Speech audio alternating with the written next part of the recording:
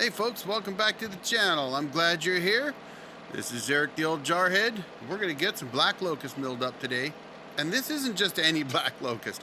This is rock hard, super dry, was dead standing, felled, bucked, and then left sitting to dry even longer in the very, very dry eastern Washington arid climate. So, what does that mean? Well, that means this locust is hard as granite. It is incredibly hard, and you are going to see me burn through, well, at least a couple bands, and I started on a pretty fresh band to begin with. But we're gonna get 2 logs done, get them knocked out, and I'm telling you, it's pretty amazing how hard this wood is. And frankly, I think the customer could use it right after it gets milled, but he's still got to resaw it himself. So let's get to it. Let's get this stuff milled up. I hope you enjoy it. And do me a favor, folks, hit that like button for me. I'd really love it if you did. It really helps the channel out. I appreciate it. And thank you very much for that. Let's get some black locust milled up and burn through some bands. I hope you enjoy it. Let's get her done.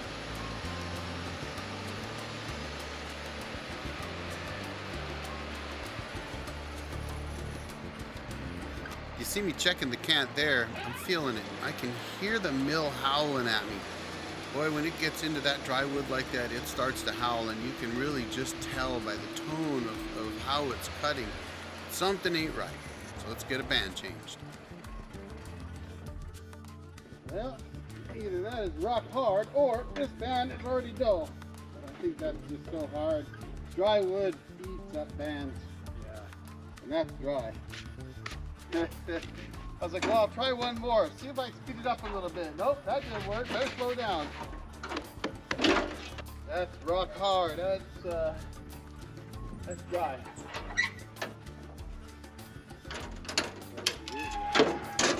What's that? Ready to use. Yeah, that's probably. I'd be surprised if you put a moisture meter on there if it was higher than 10%.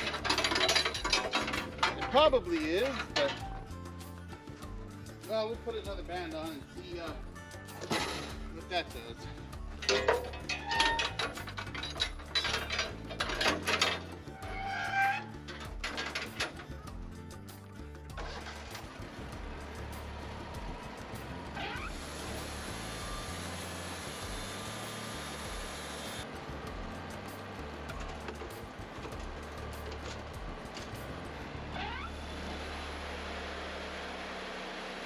All right, band changed. Patrick tightened up that band for me a little bit. You know, every time you put one on, you run it, you get it up to 3,000 pounds, and it just tends to back off a little bit. So you got to be sure that you get in there and tighten that up again before you get going. You want to make sure that it's at 3,000 pounds and it'll hold there before you enter the log, or it's going to start diving as soon as it gets hot. And that's the one thing about milling really dry wood like this, especially something as hard as black locust, is that your band is going to get hot.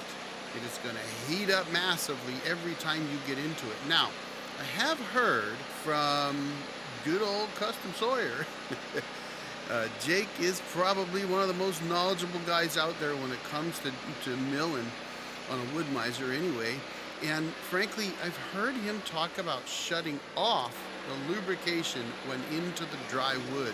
I've never tried that. I have found that with very little lubrication, my bands heat up a lot, and so I start to pour the lubrication on, and it does cool them down. What Jake was saying, though, was that if you turn the lube off, the band will be able to clean out all that sawdust, and it won't have it to build up even more friction. And you can see I'm leaving tons of sawdust on top of each cut. So I'm gonna have to try that. So Jake, if you happen to be watching, thanks for that tip. I'm gonna give it a try. What the heck, why not? It might work, right? All right, we're getting this one down. We're gonna get it knocked out. The next one, folks, that one's gonna be really crazy, but we're gonna get this one done. Then we're going to get the next one loaded up. And when you see what we load up next, you're going to understand why I said it's going to be really crazy. So let's get this one out of the way, and we'll get the next one loaded up.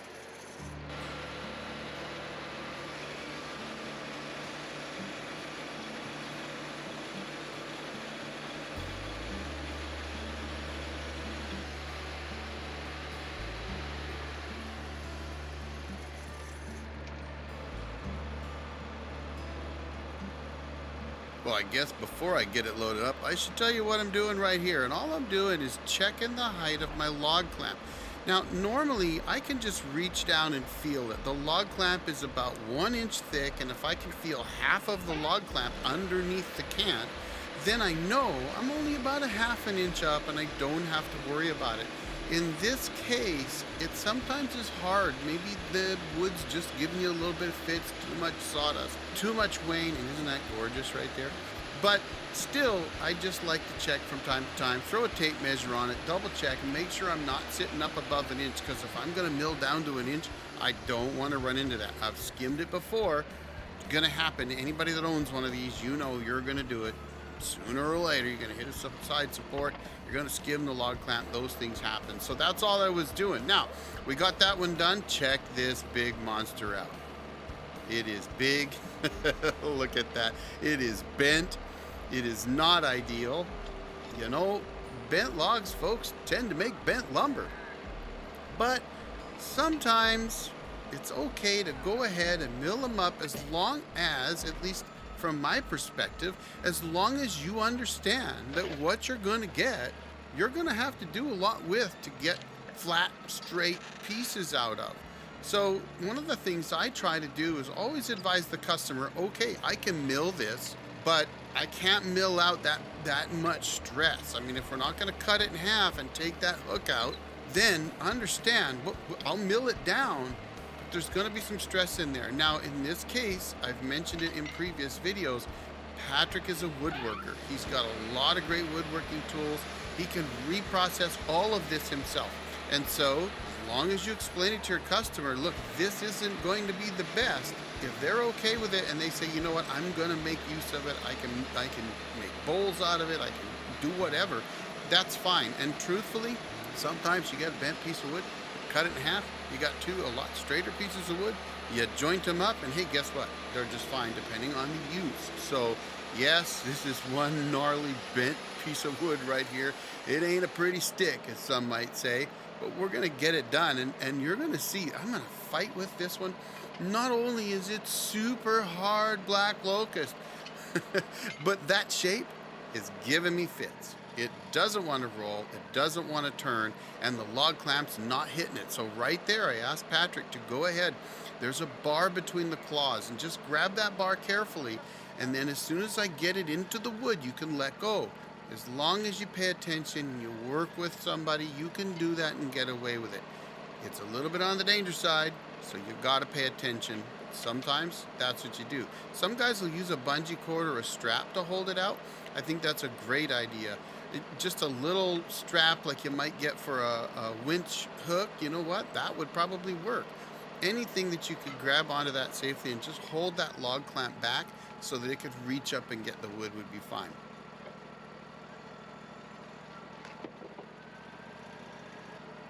Now look at this. It's almost fallen off the mill. It just doesn't want to turn right. But if you're patient and you work it slowly, you can get it to turn. Now, I should mention that dirt. There's a lot of dirt on this. Black locust is horrible for this. Its big, groovy bark just digs into the ground as you roll them. It picks up all kinds of dirt. It doesn't get rid of them. And yeah, I have a debarker, and it's cleaning up that side of the log for me. But the outfeed side is almost just as bad. And it's going to help eat your bands up fast too. So not only am I going to be running through bands because I'm milling rock hard granite, I mean black locust, but it's dirty too, and that doesn't really help, folks. But that's okay. You know what? That's why I carry lots of bands. I just get them resharpened. I'm okay with that. I don't worry about it. I'm going to keep going. So let's get this one rolled over. Look at all that sawdust coming off. Hard, dry wood makes a lot of fine sawdust. Not ideal. Let's get it rolled. Let's get this thing milled up.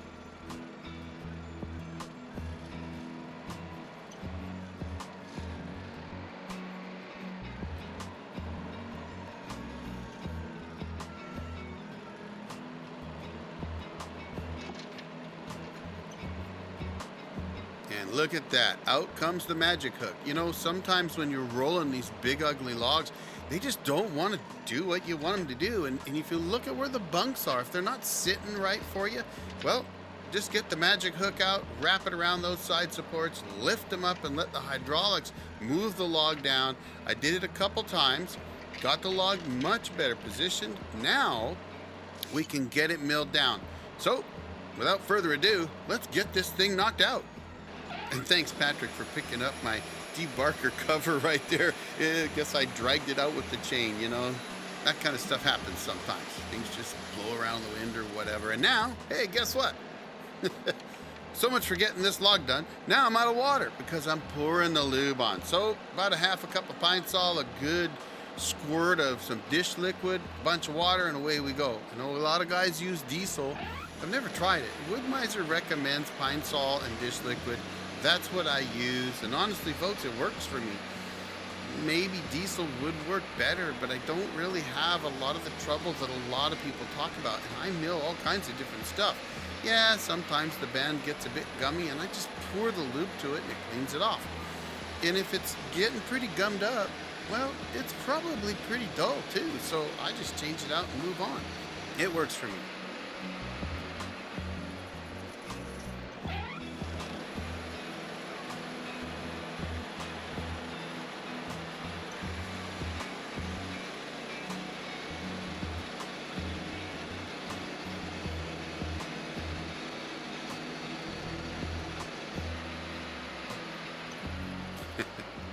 So much for getting this one off the deck. Here I was thinking, okay, we're gonna get her done. Gotta do another band, folks. I think that last one just ate up the band. This band is not cutting right. Wow, that's not that long, did it? That's really hard down on that far end. You can see it's just diving. And that band was put on, what? Half an hour, 45 minutes? Yeah. I've done this before where on dry logs I've had to replace a band every log. It can be bad. Stand back.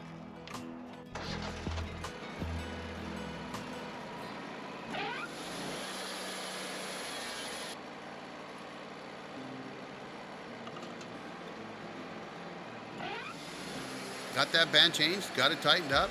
Now I can finally get this log knocked out for you.